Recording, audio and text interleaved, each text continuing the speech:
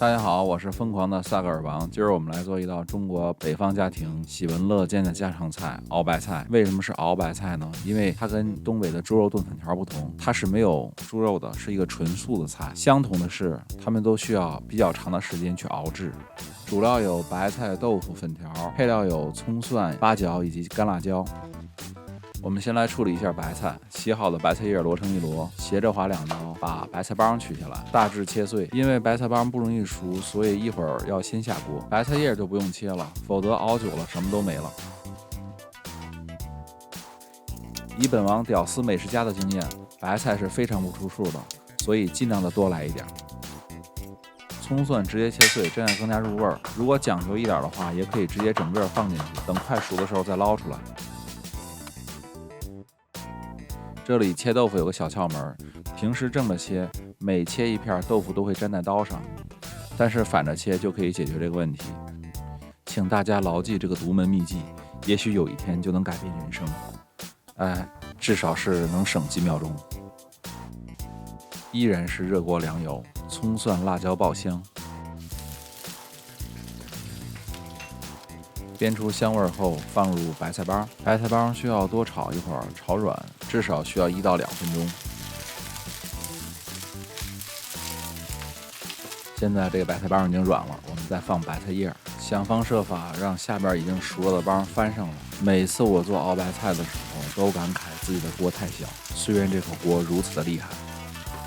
大概1分半左右，白菜叶半生不熟的时候，就可以放生抽了，可以适当的多放一点点，因为还要加水。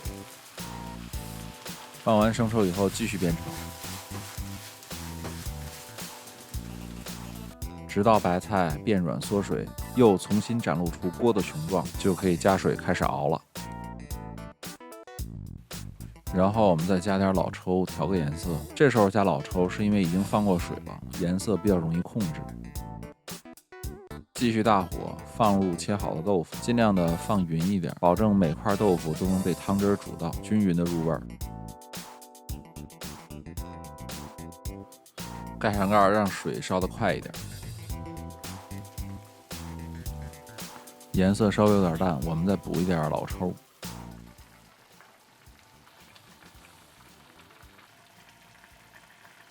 熬个5分钟左右，然后放入粉条。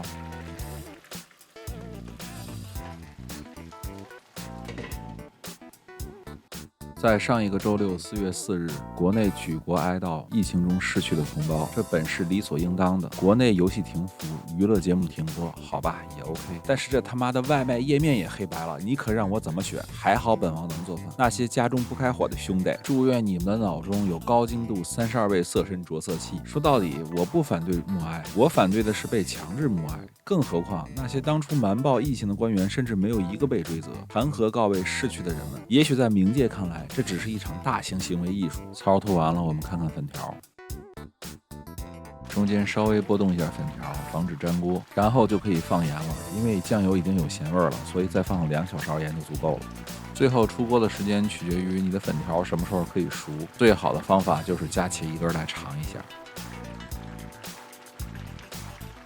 出锅前最关键的一步，淋一点锅边醋，被热锅蒸过的醋会散发出独有的香味儿。然后点几滴香油，一锅热腾腾的好吃的熬白菜就做完了。这可能是我最爱吃的白菜做法了，没有之一。